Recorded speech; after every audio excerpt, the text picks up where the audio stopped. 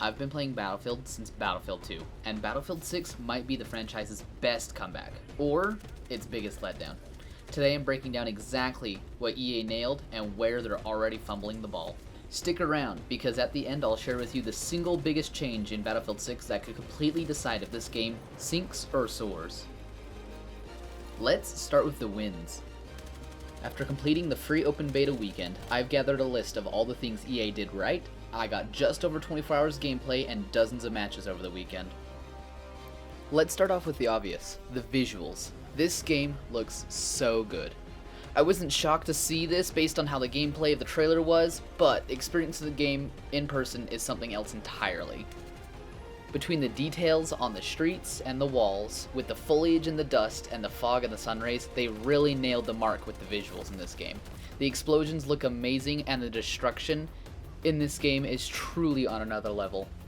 Don't get me wrong, in previous titles the destruction and maps have looked great, but the progression is clear and I've got to give credit to the artists who designed the worlds. They look fantastic.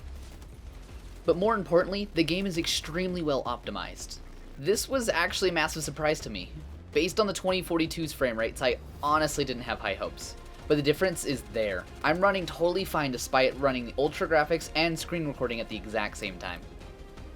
Now, let's talk about the maps. They are surprisingly well balanced. Despite the fact that we only got to play 3 maps over the weekend, I got to give them props where it's due. You can tell they really put a lot of thought into their maps. Don't get me wrong, they're not without their bugs, but in beta, that's to be expected. There seems to be a great balance between the cover and open area. I really appreciate this as someone who typically tries to avoid enemy vehicles like the plague. It's not a good time when you're setting duck for 200 or 300 meters. The maps aren't perfect, but I'll talk about their oversights in a moment. As far as gunfights are concerned, other than the shotgun being a little bit more of a sniper rifle, most of the time it seems like people were using a large variety of the weapons we had available to us. This, to me, signals that we actually had plenty of variety and plenty of viable options to choose from. The customization was great. Although I really enjoyed the rapid equipment slots that 2042 had to offer, this feels a little bit more real and a little bit more grounded. Not perfect, but not far off either. To be clear, as a longtime Battlefield player, I only played the closed weapon Conquest.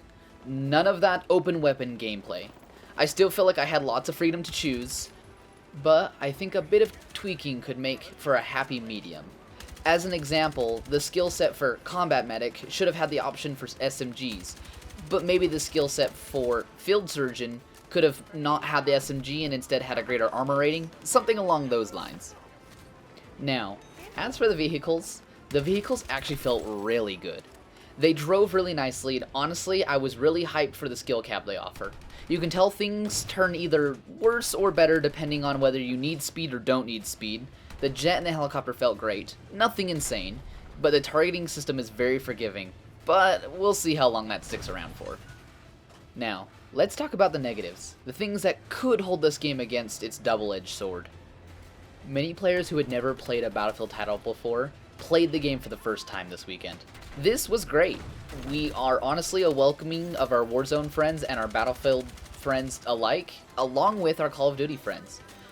But I definitely have concerns over this newly formed community, mostly the sway that they might have against EA. My sincere hope is that EA continues with its roots and avoids too many suggestions that'll turn Battlefield into a Call of Duty. If I want to play a Call of Duty, I'll play a Call of Duty. If I want to play a little Battlefield, I'll play a Battlefield. It's as simple as that. Nothing crazy. But that is only a small concern for the greater picture. Here's a short list of things that they didn't get quite right and they might need a little bit of improving. Let me know in the comments if you agree. If not, let me know why. I'm genuinely curious as to what everyone else is thinking. Please keep it friendly. I want to build this community with the understanding that at the end of the day, we just want to play a great game with our friends or with strangers and not have a bunch of corporate bullshit shoved down our throats. We already deal with that at work. Games are our escape from reality. That being said, number 1, if the maps are truly all this size, I would be disappointed. Hopefully next week's map selection and placements will be a little bit more promising. But for me, all these maps felt like more of a close quarters combat game mode rather than Conquest. There isn't much opportunity for large flanks on some of them, which encourages the option to backplay objectives behind the enemy lines. Secondly, I really disliked the open weapons that 2042 got. Being sniped out by an engineer felt wrong, and having throwing knives hucked at you from someone who was playing as a medic was always a bit of a shock and never anticipated. I always appreciated being able to quickly assess a person's class and decide whether or not I wanted to engage them or not for battle.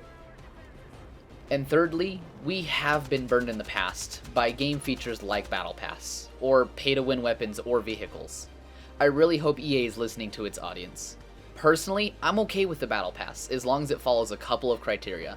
Number 1, they don't include any weapons or vehicles that can only be obtained on the pass.